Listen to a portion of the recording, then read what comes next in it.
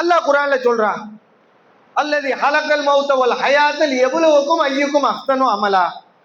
உங்களுக்கு வாழ்வையும் மரணத்தையும் நாம் எதற்காக ஏற்படுத்தி இருக்கின்றோம்? உங்கள யார் அதிக நற்காரியங்கள் நல்ல காரியங்கள் யார் செய்து வர இருக்கின்றார்கள் என்பதை பார்ப்பதற்காக உங்களுக்கு வாழ்வை கொடுத்திருக்கிறோம், பிறகு மரணத்தை கொடுத்திருக்கிறோம், பிறகு மர்மை ஒன்றை ஏற்படுத்தி இருக்கிறோம் என்று அல்லாஹ் குர்ஆன்ல சொல்லி காட்டுகின்றான்.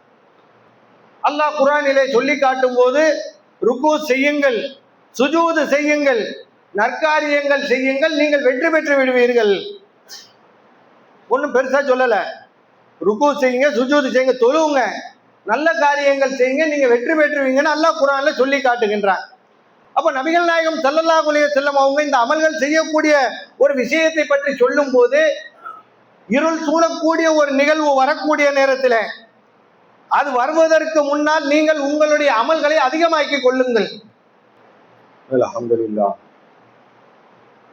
நஹ்மதுஹு வ நஸ்தஈனுஹு வ நஸ்தக்ஃபிருஹு வ நஊது பில்லாஹி மின் ஷுரூரி அன்ஃபுஸினா வ மின் ஸய்யிஆத்தி அமாலினா من يهده الله فلا مضل له ومن يضلل فلا هادي له أشهد أن لا إله إلا الله وأشهد أن محمدا عبده ورسوله أما بعد فقد قال الله تعالى في القرآن العظيم أعوذ بالله من الشيطان الرجيم بسم الله الرحمن الرحيم يا أيها الناس اتقوا ربكم الذي خلقكم من نفس واحدة وخلق منها زوجها وبث منهما رجالا كثيرا ونساء واتقوا الله الذي تساءلون به والأرحام إن الله كان عليكم رقيبا يا أيها الذين آمنوا اتقوا الله حق تقاته ولا تموتن إلا وأنتم مسلمون يا أيها الذين آمنوا اتقوا الله وقولوا قولا سديدا يصلح لكم أعمالكم ويغفر لكم ذنوبكم ومن يطع الله ورسوله فقد فاز فوزا عظيما قال نبينا صلى الله عليه وسلم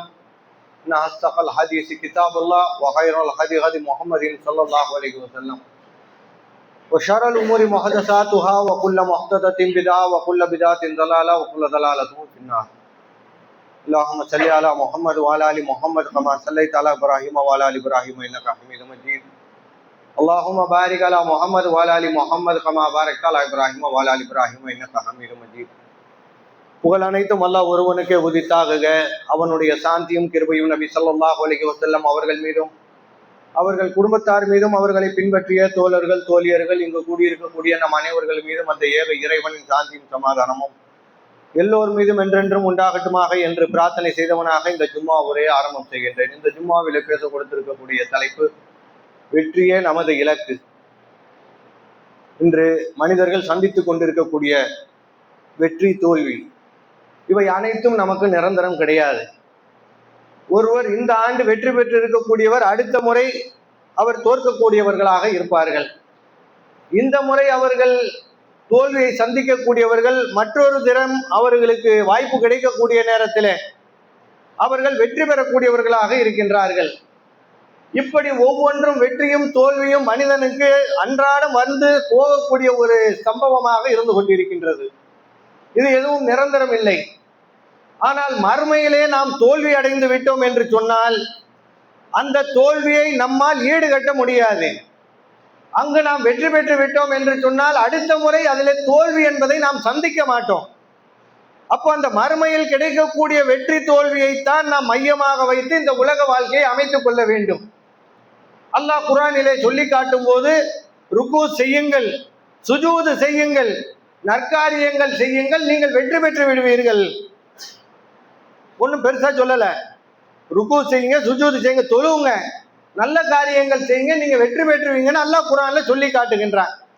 அப்போ வெற்றி பெற்று விட்டோம் என்று சொன்னால் நாளை மறுமையிலே நாம் தோற்கடிப்பதற்கு எந்த ஒன்றும் கிடையாது என்பதை முதலில் நாம் விளங்கிக் கொள்ள வேண்டும்.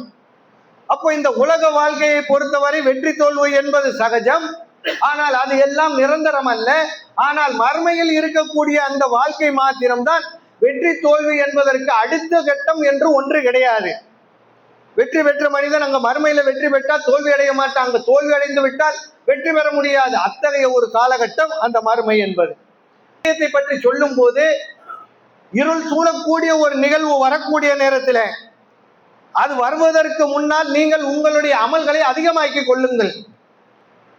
ஒரு மனிதன் காலையிலே மூமினாக இருப்பார், மாலையிலே அவர் நிராகரிப்பாளராக மாறிவிடுவார். ஒருவர் இரவுல தூங்கும் போது நிராகரிப்பாளராக இருப்பார், இரவு தூங்கி எந்திரிச்ச பிறகு அவர் முஸ்லீமாக மாறிவிடுவார். இப்படிப்பட்ட ஒரு சூழ்நிலையாக ஒரு சூழல் ஏற்பட்டுவிடும். அந்த சூழலுக்கு முன்னால் நீங்கள் உங்களுடைய அமல்களை அதிகமாக்கி கொள்ளுங்கள் என்று நபிகள் நாயகம் ஸல்லல்லாஹு அலைஹி வஸல்லம் அவங்க சொல்லி காட்டுறாங்க. அப்ப நாம ஒரு அமல்கள் செய்வதாக இருந்தால் அது நமக்கு நாளை மறுமைக்கு பயனுள்ளதாக இருக்க வேண்டும். இன்னைக்கு இந்த உலக வாழ்க்கையில நபிகள் நாயகம் ஸல்லல்லாஹு அலைஹி வஸல்லம் அவங்களுடைய வார்த்தைகளை மையமாக வைத்துத்தான் ஒவ்வொரு காரியத்தையும் செஞ்சுக்கிட்டு இருக்கிறோம். அப்ப நபி ஸல்லல்லாஹு அலைஹி வஸல்லம் அவர்கள் நாளை மறுமையிலே நாம் வெற்றி பெற வேண்டும் என்று சொன்னால், சொர்க்கம் செல்ல வேண்டும் என்றால் பல விஷயத்தை நமக்கு கத்து தர்றாங்க. நீங்கள் மறுமையிலே வெற்றி பெறுவதற்கு ஒரு பெரிய அளவுல ஒன்றும் விஷயம் கிடையாது. நீங்கள் நாளை மறுமையிலே சொர்க்கம் செல்வதற்கு ஒரு பேரித்தம்பல துண்டையாவது தர்மம் செய்து நரகத்தில் இருந்து உங்களை நீங்கள் பாதுகாத்துக் கொள்ளுங்கள். எந்த மாதிரியான ஒரு சூழ்நிலை இருக்கும்? சொர்க்கத்துக்கும் நரகத்துக்கு நடுவுல நின்று கொண்டிருப்பான். அவன் செய்த அமல்கள் எல்லாமே விசாரிக்கப்பட்டுவிடும். நன்மையை எவ்வளவு செய்தானோ அதற்கு தகுந்த மாதிரி தீமையை செஞ்சிருப்பான். அப்ப இரண்டும் சமமாக இருக்கும். கண்ணுக்கு முன்னாடி பார்ப்போம், நரகம் நெருப்பு எரிந்து கொண்டிருக்கும், அதனுடைய சப்தங்கள் அவனுடைய காதுகளிலே ஒலித்து கொண்டிருக்கும். மனிதன் பதட்டத்தோடு நின்று கொண்டிருப்பான். எப்படி எதிர்பார்ப்பான்? யாரும் என் மீது வழக்கு தொடுத்து விடக்கூடாது, யாராவது ஒரு சிறு வழக்கை தொடுத்து விட்டால் எரியக்கூடிய அந்த நரக நெருப்பிலே சென்று விழுந்து விடுவேன். யாராவது ஒரு நன்மையான காரியத்தை கொண்டு வந்து கொடுத்து விட்டால் நான் சொர்க்கத்துக்குள் சென்று விடுவேனே. மனிதன் ஏங்கி காத்து கொண்டிருப்பான். இதை பற்றி நபி ஸல்லல்லாஹு அலைஹி வஸல்லம் அவங்க சொல்றாங்க, ஒரு பேரித்தம்பல துண்டையாவது தர்மம் செய்து நரகத்தில் இருந்து உங்களை நீங்கள் பாதுகாத்துக் கொள்ளுங்கள். ஒரு சின்ன விஷயத்தை செஞ்சுட்டு கூட நரகத்துல இருந்து நம்மளை பாதுகாத்துக் கொள்ளலாம். ஆனால் இன்னைக்கு நம்ம மக்கள் எப்படி இருக்கிறோம்? வெற்றி என்று சொல்லக்கூடிய ஒரு விஷயத்தை நமக்கு காட்டக்கூடிய நேரத்தில் நீங்கள் அமல்கள் செய்யுங்கள், நீங்கள் வெற்றி பெறுவீர்கள். அல்லாஹ் குர்ஆன்ல சொல்றான், அல்லதி ஹலக்கல் மௌத வல் ஹயாத்தல் யப்லுவுக்கும் அய்யுக்கும் அஹ்ஸனு அமலா. உங்களுக்கு வாழ்வையும் மரணத்தையும் நாம் எதற்காக ஏற்படுத்தி இருக்கின்றோம்? உங்கள யார் அதிக நற்காரியங்கள் நல்ல காரியங்கள் யார் செய்து வர இருக்கின்றார்கள் என்பதை பார்ப்பதற்காக உங்களுக்கு வாழ்வை கொடுத்திருக்கிறோம், பிறகு மரணத்தை கொடுத்திருக்கிறோம், பிறகு மறுமை ஒன்றை ஏற்படுத்தி இருக்கிறோம் என்று அல்லாஹ் குர்ஆன்ல சொல்லி காட்டுகின்றான். அப்ப நாம் அமல்கள் செய்ய வேண்டும். எந்த அளவிற்கு அமல்கள்? பெரிய அளவுல ரொம்ப கஷ்டப்பட்டு அமல்கள் செய்ய வேண்டும் என்று குடும்பத்தை பார்க்காம நீங்க அல்லாஹ்வுடைய பாதையில 40 நாள் வந்துருங்க, யாரையும் கூப்பிடல. அப்படி அல்லாஹ்வுடைய தூதரும் நமக்கு சொல்லி காட்டல. அந்த மாதிரியான ஒரு மார்க்க பணியும் இஸ்லாம் சொல்லி காட்டவில்லை. ஒரு சிறு சிறு காரியங்கள் செய்துவிட்டு நம்ம நன்மையை அதிகமாக சேர்த்து கொள்ளலாம்.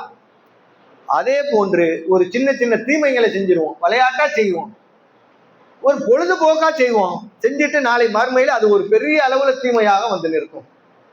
இந்த மாதிரியான ஒரு செயல்களில் இருந்து நம்மை நாம் பாதுகாத்துக் கொள்ள வேண்டும். அப்ப சின்ன சின்ன அமல்களை நாம் செய்துவிட்டு நாளை மறுமையிலே பெரிய அளவுல ஒரு நன்மையை சுமக்கக்கூடியவர்களாக இருக்கணுமா இல்லையா? நமக்கு கிடைக்கக்கூடிய வாய்ப்புகள், இதுக்காக நம்ம மெனக்கெட்டு பள்ளிவாசல தேடி வரணும், பள்ளிவாசல்ல காலையில இருந்து இரவு வரைக்கும் உட்காரணும், இதற்காக பயானுக்காக நம்ம பொழுதாக கிடக்கணும், அப்படி என்பது அல்ல. மார்க்கம் மிகவும் எளிமையானது, இலகுவானது. நாம செய்யக்கூடிய அமல்கள் அன்றாடம் நாம் சர்வசாதாரணமாக செய்யக்கூடிய அமல்கள், இதையெல்லாம் நாம் செய்து கொண்டே இருந்தோம் என்று சொன்னால் நன்மைகள் அதிகம் அதிகம் உயர்ந்து கொண்டே இருக்கும். நாம நடந்து வந்தோமே பள்ளிவாசலுக்கு தொழுகைக்காக, வரக்கூடிய நேரத்துல இதுலயே ஒரு நன்மையை சேர்த்துடலாம். என்ன நன்மை? ஒருவர் பள்ளிக்கு வரக்கூடிய நேரத்திலே, தொழுகைக்காக வரக்கூடிய நேரத்திலே வீட்டிலே ஒது செய்து விட்டு வருகின்றார். இதுல நன்மை கிடைக்குது, எல்லாருக்கும் தெரியும். எத்தனை பேர் கடைபிடிச்சோம் கொஞ்சம் சிந்திச்சு பாருங்க. இதனால என்ன? வாய்ப்பு இல்லாதவர்கள் ஒன்றும் குறையில்லை, ஆனால் வாய்ப்புகள் இருந்தும் அதை நழுவ விட்டு விட்டோமே. ஒருவர் வீட்டிலே ஒளி செய்து விட்டு ஒருவர் பள்ளியை நோக்கி தொழுகைக்காக வருகின்றார். இவர் வைக்கக்கூடிய ஒவ்வொரு எட்டுக்கும் அல்லாஹ், அந்த அடிக்கும் அவர் எடுத்து வைக்கக்கூடிய ஒரு நடைக்கும் அல்லாஹ் அவருடைய பாவத்தை மன்னிக்கின்றான், அவருக்கு நன்மையை எழுதுகின்றான், அவருடைய தரஜாத்தை உயர்த்துகின்றான். கேள்விப்பட்டிருப்போம். எத்தனை பேர் செஞ்சோம்? ஒரு பெரிய விஷயம் இல்லையே. வர்றது ஒரு நடந்துதானே வர்றோம், ஒரு பள்ளிவாசலை நோக்கி வர்றோம், வீட்டுல ஒது செஞ்சுட்டு வந்தா நன்மை இருக்குதுன்னு மார்க்கம் எவ்வளவு இலகுவா சொல்லிட்டு, இது என்ன கஷ்டமா? பள்ளிவாசல்ல செய்யக்கூடிய ஒதுவை வீட்டிலே செய்து விட்டு வர்றோம், வந்தாச்சு பள்ளி காணிக்கை ஒரு 2 ரக்காத், இதில் கிடைக்கக்கூடிய நன்மை என்ன? வர்றோம், ஒது செய்யறோம், உட்கார, யாரையும் குறை சொல்ல அல்ல, இது எல்லாம் நாம் அலட்சியமாக கருதி கொண்டிருக்கின்றோம். எந்த ஒரு நன்மையான காரியத்தையும் அலட்சியமாக கருதி செய்யாமல் விட்டு விடாதீர்கள். எந்த ஒரு தீமையான காரியத்தையும் அலட்சியமாக கருதி செய்து விடாதீர்கள். ஒரு பேரித்தம்பர துண்டையாவது தர்மம் செய்து நரகத்திலிருந்து உங்களை நீங்கள் பாதுகாத்துக் கொள்ளுங்கள். ஹதீஸ் வந்துச்சா? ஒரு சின்ன காரியம் தான், சின்ன நன்மையான காரியம் தான், அலட்சியமா நினைச்சுக்கிட்டு போயிடுறோம். ஒரு சின்ன தீமை தான் அலட்சியமா நினைச்சுக்கிட்டு செஞ்சிடறோம். இதைத்தான் ரசூல் ஸல்லல்லாஹு அலைஹி வஸல்லம் அவங்க சொல்லி காட்டுறாங்க. அப்ப நாம பள்ளிக்கு வரக்கூடிய நேரத்துல, வீட்டிலே ஒழு செய்து விட்டு வரக்கூடிய நேரத்துல, அதில் கிடைக்கக்கூடிய ஒரு வேலைக்கு போகணும், வேலையிலிருந்து வரணும், வரக்கூடிய நேரத்தில் ஒழுவை செய்து விட்டு வரக்கூடிய நேரத்தில் கிடைக்கக்கூடிய நன்மைகள் ஏராளம். வரக்கூடிய வழிகள்ல எத்தனையோ நம் சகோதரர்களை சந்தித்துக் கொண்டிருக்கின்றோம், பார்த்திருக்கிறோமா இல்லையா? உன் சகோதரனை மலர்ந்த முகத்தோடு பார்ப்பது கூட ஒரு தர்மம். இந்த தர்மத்தை எத்தனை பேர் செஞ்சோம்? இப்படி பார்த்துட்டு பார்க்காத மாதிரி போகக்கூடிய மக்களும் இருக்கிறாங்க. ஒரு தர்மம் செய்கிற நன்மையை கிடைக்க தன் சகோதரனை மலர்ந்த முகத்தோடு காண்பது கூட ஒரு தர்மம் என்று நபி ஸல்லல்லாஹு அலைஹி வஸல்லம் அவங்க சொன்னாங்களே. இது எதற்காக? ஒரு நன்மை, ஒரு சாதாரண விஷயம். என்னத்தை அவரை பார்த்து கூப்பிட்டு பாய் சலாம் அலைக்கும் ஒரு கையை காட்டிட்டு ஒரு சலாம் சொல்லிட்டு ஒரு புன்னகையோடு செஞ்சுட்டு வருவது என்பது எவ்வளவு ஒரு பாக்கியம், ஒரு நன்மை. இந்த நன்மையை நாம செய்கிறது இல்லை, அலட்சியமா இருக்கிறோம். அப்ப அவரை இங்க பார்த்தோம்னு சொன்னா அந்த பக்கம் திரும்பிக்கிறோம். ஏன்? அவரை பார்த்தோம்னா ஏதாவது நிக்கணும், பேசணும், தேவையில்லாத பேச்சுக்கள் பேசணும், இப்படியாக நாம் ஒதுங்கி போய் கொண்டிருக்கின்றோம். நன்மை செய்யக்கூடிய விஷயத்தில கொஞ்சம் எச்சரிக்கையா இருக்கணும். சலாம் சொல்லக்கூடிய விஷயம், இன்னைக்கு தெரிஞ்சவங்களுக்கு மாத்திரம் சலாம், தெரியாதவர்களுக்கு சலாம் இல்லை. பள்ளிவாசலுக்கு வர்றாரு, தொழுகிறாரு, தொப்பி போட்டா என்ன, போடலன்னா என்ன, ஒரு முஸ்லிம் தொழுகிறாரு, தொழுதுட்டு போறாரு. இவரை தானே பள்ளிக்கு வந்தோம், பார்த்தோம், சலாம் சொல்லிட்டு போறதுல என்ன இருக்கு? இன்னைக்கு சில மக்களை கண்கூடாக பார்த்து கொண்டிருக்கின்றோம். சில மக்கள் நம்ம இடத்தில் சொல்லக்கூடிய வார்த்தைகள் என்ன பாய், இவர் சலாம் சொல்றேன் பதில் சொல்ல மாட்டேங்கிறாரு. ஏன் நாங்கன்னா சலாம் சொன்னா நீங்க சொல்லக்கூடாதா? ஏன் உங்க அமைப்புல, உங்க ஜமாத்துல, உங்க இயக்கத்துல, உங்க கழகத்துல ஏன் இதை தடுத்து வச்சிருக்கிறீங்களா என்று பிற மக்கள் சொல்லக்கூடிய ஒரு அவல நிலையை பார்க்கிறோம். அல்லாஹ்வின் தூதர் ஸல்லல்லாஹு அலைஹி வஸல்லம் அவர்கள் சொல்லுகின்றார்கள், நாம ஒருவரை பார்த்து அவரை சலாம் சொல்றது கிடையாது, அவர் சலாம் சொன்னா பதில் சொல்றது இல்லை. அல்லாஹ்வே குர்ஆன்ல சொல்றான், அவர்கள் அழகா அல்லாஹ்வினுடைய சாந்தி உங்கள் மீது உண்டாகட்டும் என்று அழகிய முகமன் சொன்னால் நீங்கள் அதையும் விட அழகிய முகமனை சொல்லுங்கள். அஸ்ஸலாமு அலைக்கும்னு ஒரு வார்த்தை சொல்றாரு, நாம என்ன சொல்லலாம்? கூடுதலாக ஒரு 2 வார்த்தைகள் சேர்த்து வ அலைக்கும் ஸலாம் வ ரஹ்மத்துல்லாஹி வ பரகாத்துஹு அழகா கூடுதலாக சொல்லிட்டா அதையும் விட அழகான முறையில நீங்கள் சொல்லுங்கள்னு அல்லாஹ் குர்ஆன்ல சொல்லி காட்டுறானே, அல்லாஹ்வுடைய தூதர் சொல்லி காட்டுறாங்களே. ஏன் இன்னைக்கு நாம செய்யறது இல்லை? நபி ஸல்லல்லாஹு அலைஹி வஸல்லம் அவங்க சொல்றாங்க, உங்களில் சிறந்தவர் யார் தெரியுமா? 2 பேர் சந்திக்கிறாங்க. உங்களில் சிறந்தவர் யார் தெரியுமா? உங்களில் சிறந்தவர் யார் முதலில் சலாம் சொல்கிறாரோ அவர் தான் அல்லாஹ்விடத்திலே சிறந்தவர். நீ என்னதான் கொள்கை கோட்பாடுன்னு நீ சொல்றிய, அவரை பார்த்து சலாம் சொல்லல, அவர் சலாம் சொல்லிக்கிறார் முந்திக்கிட்டு. இப்ப அல்லாஹ்ட்ட யார் சிறந்தவராயிட்டாரு? அவர்கள் செய்த அமல்கள், மற்ற விஷயங்கள் அல்லாஹ்வுக்கும் அவருக்கும் உரியது. அவருக்கு மறுமையில அல்லாஹ் கூலியை கொடுக்கக்கூடியவனா இருக்கிறான். ஆனால் இந்த நேரத்துல 2 பேரும் சந்திக்கக்கூடிய நேரத்துல சலாம் சொல்லக்கூடியவர், உங்களில் யார் முந்திக் கொண்டு சலாம் சொல்கிறாரோ அவர் அல்லாஹ்விடத்திலே சிறந்தவர். இந்த ஹதீஸை கேள்விப்பட்டிருப்போம். சில நேரங்கள்ல சில மக்கள் வருத்தப்பட்டு பார்த்திருக்கிறோம், அவர் சலாம் சொல்லிட்டார முந்திக்கிட்டு, அல்லாஹ்ட்ட சிறந்தவர் ஆயிட்டார, நாம அல்லாஹ்விடத்துல சிறந்தவர் ஆகணும். அடுத்து நாம அவரை பார்த்தோம்னா முந்திக்கிட்டு சலாம் சொல்லிடணும், அவருக்கு முந்தி நாம சலாம் சொல்லிட்டோம்னா அல்லாஹ்ட்ட நாம சிறந்தவன் ஆயிடுவோம் என்ற எண்ணம் கொண்டவர்களாக சில மக்களை பார்த்துக்கிட்டு இருக்கிறோம். அப்ப இது எல்லாம் ஒரு சாதாரண விஷயம். ஆனால் இதையெல்லாம் நம்மளுடைய மக்கள் செய்வதற்கு மிகவும் கஷ்டப்பட்டு கொண்டு இருக்கின்றார்கள். ஏன், எதற்காக இதை உதாசீனப்படுத்தி கொண்டிருக்கின்றோம்? எந்த ஒரு நன்மையான காரியத்தையும் அலட்சியமா கருதிராதீங்க, எந்த ஒரு தீமையான காரியத்தையும் அலட்சியமா கருதிராதீங்க. அல்லாஹ்வுடைய தூதரனுடைய எச்சரிக்கை நமக்கு இருக்கா இல்லையா? ஆனால் இதையெல்லாம் நாம் செவிமடுத்தோம், கட்டுப்படவில்லை, அதை கேட்கவில்லை, நடவடிக்கை நம்மளுடைய செயல்பாடுகளிலே கொண்டு வரவில்லை. அப்போ ஒரு விஷயத்தை விளங்கிக் கொள்ள வேண்டும், நமக்கு மார்க்கம் என்பது மிகவும் எளிதாக நமக்கு கொடுக்கப்பட்டு இருக்கின்றது. அதனுடைய விஷயங்களும் அதனுடைய செயல்பாடுகளும் அமல்கள் செய்யக்கூடிய விஷயமும் நமக்கு எளிதாக இருக்கின்றது. சாலையிலே கிடக்கக்கூடிய கல்லையோ முள்ளையோ அகற்றுவது கூட தர்மம் என்று நபி ஸல்லல்லாஹு அலைஹி வஸல்லம் அவங்க சொன்னாங்களா இல்லையா? எவ்வளவோ மக்களுக்கு இடையூறு தரக்கூடியது, ஒரு கல்லையோ முள்ளையோ மக்களுக்கு இடையூறு தரக்கூடியதை அகற்றுவது, அதுல ஒரு நன்மையை எழுதப்படுகின்றது.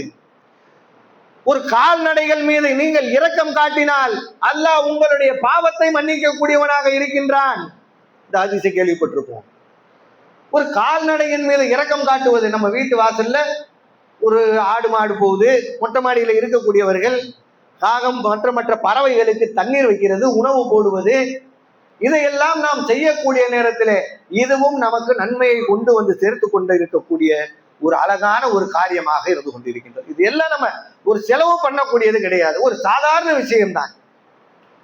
அப்போ இந்த மாதிரியான நன்மைகளை நாம் சின்ன சின்ன அமல்களை நாம் செய்தோம்னா நாளை மறுமையில இது எல்லாம் நமக்கு பெரிய அளவுல கொண்டு வந்து நிறுத்தப்படும்.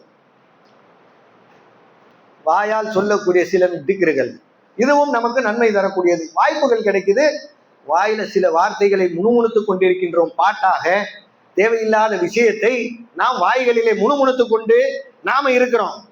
ஆனால் அல்லாஹ்வினுடைய திக்ருகள், திருமறை குர்ஆன் வசனங்கள், அல்லாஹ்வின் தூதர் ஸல்லல்லாஹு அலைஹி வஸல்லம் அவங்க சொல்றாங்க, என் உயிர் எவன் கைவசம் இருக்கிறதோ அவன் மீது சத்தியமாக. சூரத்துல் இக்லாஸ், குல் ஹுவல்லாஹு அஹத் சூரா இருக்கா இல்லையா? இதில் குர்ஆனில் 3இல் ஒரு பகுதி என்று நபி ஸல்லல்லாஹு அலைஹி வஸல்லம் அவங்க சொல்றாங்க. தன் தோழர்கள்ட்ட கேட்கிறாங்க, தோழர்களே, உங்களுக்கு யாராவது தினசரி குர்ஆனில் 3இல் ஒரு பகுதி தினசரி ஓத முடியுமா? அல்லாஹ்வுடைய தூதரே, யாரால ஓத முடியாதுன்னா என்னால முடியாது. இன்னைக்கு உதாரணத்திற்கு நம்ம சொல்லணும்னா 30 ஜுசு, ஒரு 10 ஜுசு ஒரு ஆள் தினசரி ஓத முடியுமா? முடியாது. 3இல் ஒரு பகுதி. அப்ப ரசூல் ஸல்லல்லாஹு அலைஹி வஸல்லம் அவர்கள் சொல்லுகின்றார்கள், என் உயிர் எவன் கைவசம் இருக்கிறதோ அவன் மீது சத்தியமாக இந்த சூரத்துல் இக்லாஸ் என்பது குர்ஆனில் 3இல் ஒரு பகுதி என்று நபி ஸல்லல்லாஹு அலைஹி வஸல்லம் அவங்க சொல்றாங்க. இந்த மனப்பாடம் பண்ணாத மக்கள் இல்ல, அதை மனசுல பதிய வைத்துக் கொள்ளாத மக்கள் இல்லை. இதை ஓதக்கூடிய நேரத்தில் கிடைக்கக்கூடிய நன்மைகள் ஏராளம் இருக்கா இல்லையா? அப்ப குர்ஆன்ல 3ல ஒரு பகுதி ஓதிய நன்மை கிடைக்கக்கூடிய அளவிற்கு இது இருக்கு. ஆனால் தேவையில்லாத விஷயங்களை நாம குர்ஆனை ஓதுவதற்கு பதில் திக்ர் செய்வதற்கு பதிலாக பாட்டு பாடி கொண்டோம். தேவையில்லாத விஷயத்தை வாய்களிலே முன்மொழிந்து வாய்களில் பேசிக்கிட்டு இருக்கக்கூடிய ஒரு அவலநிலையை பார்த்துக்கிட்டு இருக்கிறோம். திக்ருகள், சுபஹான் அல்லாஹ், அல்ஹம்துலில்லாஹ், அல்லாஹு அக்பர், நடந்து வர்றோமே, வரக்கூடிய நேரத்தில் வீட்டில இருந்து கிளம்பி பள்ளிக்கு வரக்கூடிய நேரத்தில் வாகனத்துல வந்தாலோ நடந்து வந்தாலோ இந்த சுபஹான் அல்லாஹ், அல்ஹம்துலில்லாஹ், அல்லாஹு அக்பர் என்று சொல்லிக் கொண்டிருக்கக்கூடிய நேரத்தில் இதில் கிடைக்கக்கூடிய நன்மைகள் ஏராளம். நபி ஸல்லல்லாஹு அலைஹி வஸல்லம் அவங்க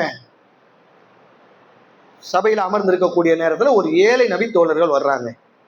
அல்லாஹ்வுடைய தூதரே, செல்வந்தர்கள் ஈமான் கொண்ட மக்கள் இருக்கிறாங்க, நாங்களும் ஈமான் கொண்ட ஏழைகளா இருக்கிறோம், அவர்கள்ட்ட பொருளாதாரம் இருக்கு, அவங்க அந்த வழியாக பல நன்மைகளை செய்து கொள்கின்றார்கள், தர்மம் செய்யறாங்க, எங்களை விட நன்மை அதிகமா செஞ்சுக்கிறாங்க, ஹஜ் செய்யறாங்க, எங்களை விட அதிக நன்மையை சேர்த்துக்கிறாங்க, எங்கேயாவது போர் என்று கிளம்பி விட்டால் அதற்காக பொருளாதாரத்தை அள்ளி கொடுக்குறாங்க, எங்களை விட அதிக நன்மையை செஞ்சுக்கிறாங்க. ஆனால் எங்கள்கிட்ட பொருளாதாரம் இல்லை, அவங்க பொருளாதாரத்தை கொண்டு எவ்வளவு நன்மைகள் செய்கின்றார்களோ அதே போன்ற நன்மைகள் எங்களுக்கு கிடைக்கணும். சகஜம் தானே, மனிதன் கேட்கக்கூடியது தானே. அப்ப ரசூல் ஸல்லல்லாஹு அலைஹி வஸல்லம் அவங்க சொல்லி காட்டுறாங்க, சுபஹான் அல்லாஹ் என்று சொல்லுங்கள், அதுவும் ஒரு தர்மமாகும். அந்த தொழுகைக்கு பிறகு நீங்கள் சுபஹான் அல்லாஹ் 33 தடவை, அல்ஹம்துலில்லாஹ் 33 தடவை, அல்லாஹு அக்பர் என்று 33 தடவை, இது எல்லாம் நீங்க ஓதுங்க. இதுக்கு நீங்கள் தர்மம் செய்யக்கூடிய அளவுக்கு பொருளாதாரத்தால எந்த அளவுக்கு அவங்க நன்மை செய்யறாங்களோ அந்த அளவுக்கு நன்மை உங்களுக்கு கிடைக்கும் என்று நபி ஸல்லல்லாஹு அலைஹி வஸல்லம் அவங்க சொல்றாங்க. அப்போ அந்த ஏழை தோழர்கள் எல்லாம் அமர்ந்து கொண்டு இந்த காரியத்தை செய்யறாங்க. செல்வந்தர்கள் பார்க்கறாங்க, என்னமோ ஓதுறாங்க, என்னமோ முணுமுணுத்துக்கிட்டு இருக்கிறாங்க, என்ன சொல்றாங்க விசாரித்து அவர்களும் கற்றுக்கொண்டார்கள், அவர்களும் தெரிந்து கொண்டு அந்த காரியத்தை செய்ய ஆரம்பிச்சுட்டாங்க. அப்போ ரசூல் ஸல்லல்லாஹு அலைஹி வஸல்லம் அவங்கள்ட்ட வந்து, அல்லாஹ்வுடைய தூதரே, அவங்க பொருளாதாரத்தை கொண்டு அமல்கள், நல்ல அமல்கள் செஞ்சுக்கிட்டு இருந்தாங்க. அதற்கு ஈடாக நாங்களும் செய்ய வேண்டும் என்று கேட்டோம். நீங்க இதை கற்றுக் கொடுத்தீங்க. இப்ப அதையும் செல்வந்தர்கள் கற்றுக்கொண்டு எங்களை விட கொஞ்சம் கூடுதலா போயிட்டாங்க. அதை சரி கட்டுவதற்கு ஏதாவது சில நன்மைகளை கற்றுத்தாருங்கள் என்று தோழர்கள் கேட்கிறாங்க.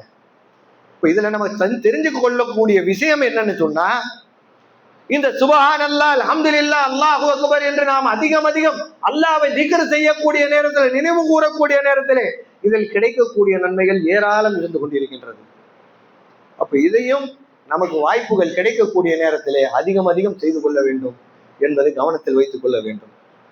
அப்போ நன்மைகளை அதிகம் செய்ய வேண்டும்.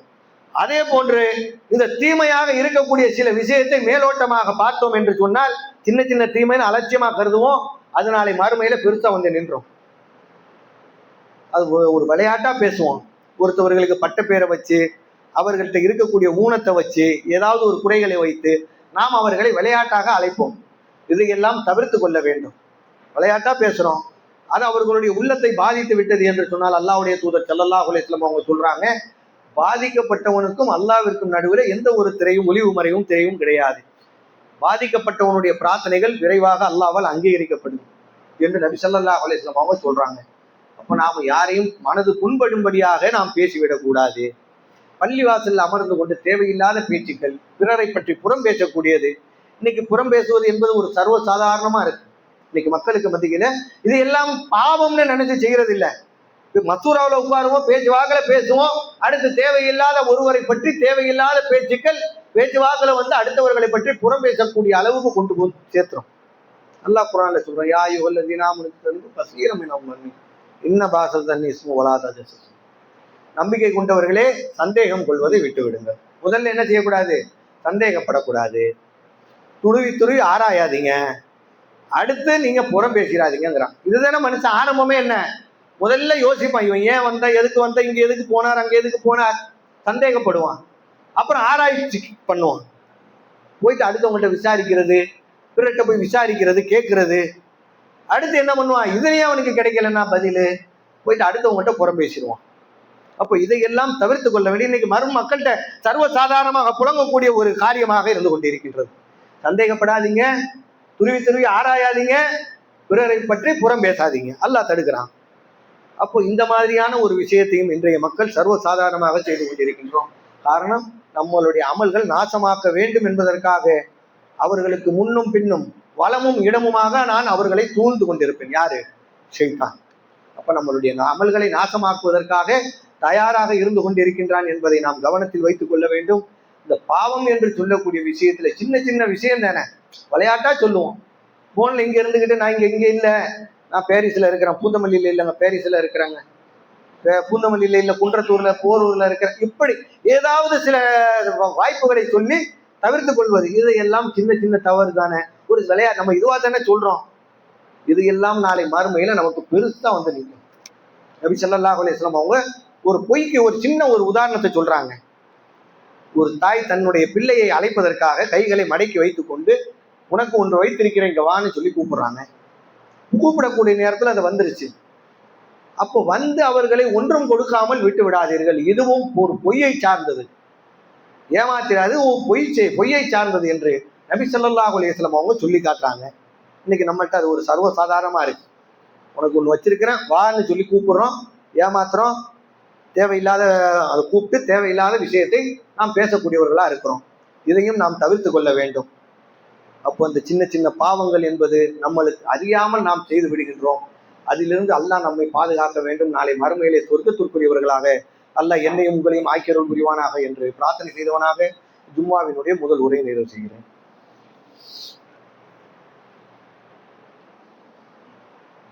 அல்ஹம்துலில்லாஹி ரப்பில் ஆலமீன்.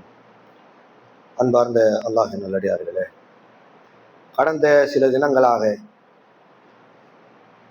மக்களுக்கு மத்தியிலே பரவலாக பேசப்பட்டு பல கட்சியாலும் பல இஸ்லாமிய இயக்கங்கள் இவர்களால் பேசப்படக்கூடிய ஒரு விஷயம் SIR என்று சொல்லக்கூடிய ஒன்று, தீவிர வாக்காளர் பட்டியல் சரிபார்ப்பு. அப்ப இது எதற்காக? இது கடந்த பல ஆண்டுகளுக்கு முன்னால், இந்த கொரோனாவுக்கு முன்னாடி NRC என்ற பேரில் ஒரு சட்டத்தை கொண்டு வந்தாங்க. மக்களினுடைய எதிர்ப்பால் அதை என்பிஆர் என்ற பேரில் மாற்றினாங்க. அதுவும் மக்களினுடைய எதிர்ப்பை கொண்டு இன்னைக்கு எப்படி கொண்டு வந்துட்டாங்க, எஸ்ஐஆர் என்ற பேரில மக்களுக்கு மத்தியில கொண்டு வந்து திணிக்கிறாங்க. அந்த என்ஆர்சியில என்ன கேட்கப்பட்டதோ அதே தான் இந்த என்பிஆர் என்று சொல்லக்கூடியதுல கேள்விகள், அதற்குரிய பதில்கள் அளிக்கப்பட வேண்டும், அதற்குரிய ஆவணங்கள் சமர்ப்பிக்கப்பட வேண்டும். அந்த என்பிஆரில என்னெல்லாம் கேட்கப்பட்டதோ, என்ன ஆவணங்கள் சமர்ப்பிக்க வேண்டுமோ அதையே தான் அந்த எஸ்ஐஆர் என்ற பேரில கொண்டு வந்து சமர்ப்பிக்க வேண்டும் என்கின்ற அடிப்படையில இந்த அரசாங்கம் செய்து கொண்டிருக்கின்றது. அப்போ இங்க இருக்கக்கூடிய முஸ்லிம்களை குறிவைத்து இந்த காரியத்தை செய்து கொண்டிருக்கின்றது மத்திய அரசாங்கம். அப்ப இதுல நாம் எப்படி விழிப்புணர்வோடு இருக்க வேண்டும் என்பதை எல்லாம் இங்க இருக்கக்கூடிய நிர்வாகங்கள், அமைப்புகள் சார்ந்து எல்லாமே விளக்கமா சொல்றாங்க. இதுக்கு நாம ஆவணங்களை எப்படி தயார் செய்து கொள்ள வேண்டும் என்பதையெல்லாம். அப்போ இதுல ஒரு முக்கியமான ஒரு விஷயத்தை நாம் விளங்கி கொள்ள வேண்டியது, இன்னைக்கு நம்ம மக்களுக்கு மத்தியிலே பெரிய அளவுல இந்த விழிப்புணர்வு கிடையாது. என்னென்ன ஆவணங்கள் வைத்துக் கொள்ள ஒன்று இல்லை. இந்த பீகார்ல கடந்த ஒரு 60 லட்சம் மக்களை இந்த வாக்காளர் பட்டியலே கிடையாதுன்னு சொல்லி தூக்கி போட்டாங்க. என்ன காரணம்? அவர்களுக்கு போதிய கல்வி அறிவு இல்லை, விழிப்புணர்வு இல்லை. அப்ப அவர்கள்ட்ட அந்த அளவுக்கு 60 லட்சம் மக்களை வெளியேற்றுறாங்கன்னு சொன்னா, அப்ப நாமளும் அது மாதிரியான ஒரு கல்வி அறிவற்றவர்களாக, அதை பற்றிய ஞானம் இல்லாதவர்களாக நாம் இருந்தோம் என்று சொன்னால் நிச்சயம் நாமும் இந்த மாதிரியான ஒரு சூழ்நிலைக்கு தள்ளப்பட்டு விடுவோம். இறுதியில எங்க போய் நிற்போம்? எந்த ஒண்ணும் இல்லை, நம்மளுக்கு வேலையே சரியா இருக்கு. காலையில 10 மணிக்கு வேலைக்கு போறோம், நைட்டு 9-10 மணிக்கு வேலையை விட்டு வர்றோம். நமக்கு எங்க ஒரு நாள் லீவு போட்டோம்னு சொன்னாக்கா 600 ரூபாய், 800 ரூபாய், 1000 ரூபாய் சம்பளம் போகுது. இது இல்லைன்னா குடும்பத்தை நடத்த முடியாது. இப்படிப்பட்ட ஒரு சூழ்நிலையில இருந்தாலும் ஒரு நாள் தியாகம் செஞ்சு இதற்கு நம்மை தயார்படுத்தி கொள்ள வேண்டும். நாம் தயார்படுத்தி கொண்டால்தான் நம்மளுடைய சந்ததிகளும் அதுல பிரச்சனைக்குள்ளாக்கப்படாமல் இருப்பார்கள். கடைசியில் அவங்களுக்கு என்ன, தாய் தந்தையர் வாக்களித்தார்கள் என்று ஒரு ஆவணத்தை கொண்டு வந்தால் உனக்கும் இந்த வாக்காளர் உரிமை இருக்கின்றது என்று நம்மளுடைய சந்ததிகளுக்கு கொண்டு சேர்த்து விடுவார்கள். இன்னைக்கு அதுதான் சேர்த்திருக்கிறாங்க. உங்க தகப்பனார் இதுக்கு முன்னாடி வாக்களிச்சிருக்கிறாங்கன்னு சொல்லிட்டு ஆவணத்தை கொண்டுகிட்டு வாங்க, அதை சமர்ப்பிங்க, உங்களுக்கு வாக்காளர் உரிமை வழங்கப்பட்டு விடும் என்று அந்த அரசியல் சாசனங்கள், அந்த அரசியல் நோக்கர்கள் சொல்லி கொண்டிருக்கக்கூடிய ஒரு அவல நிலையை பார்த்துக்கிட்டு இருக்கிறோம். அப்போ நாம இந்த மாதிரியான விஷயத்தில் நம்மை பாதுகாத்துக் கொள்ள வேண்டும். இதை பற்றிய ஒரு ஆய்வுகள் நாம் மேற்கொண்டு சம்பந்தப்பட்டவர்கள்ட்ட அது சம்பந்தமாக நாம் விளக்கம் பெற்றுக் கொள்ள வேண்டும், நம்மை தயார்படுத்திக் கொள்ள வேண்டும். இந்த உலகத்திலும் நாளை மறு உலகத்திலும் வெற்றி பெறக்கூடிய ஒரு நன்மக்களாக அல்லாஹ் என்னை உங்களையும் ஆக்கியருள் புரிவானாக என்று பிரார்த்தனை செய்தவனாக இந்த ஜும்மா உரையை நிறைவு செய்கிறேன். வாஹிர் தாவானா அல்ஹம்துலில்லாஹி ரப்பில் ஆலமீன். அஸ்ஸலாமு அலைக்கும்.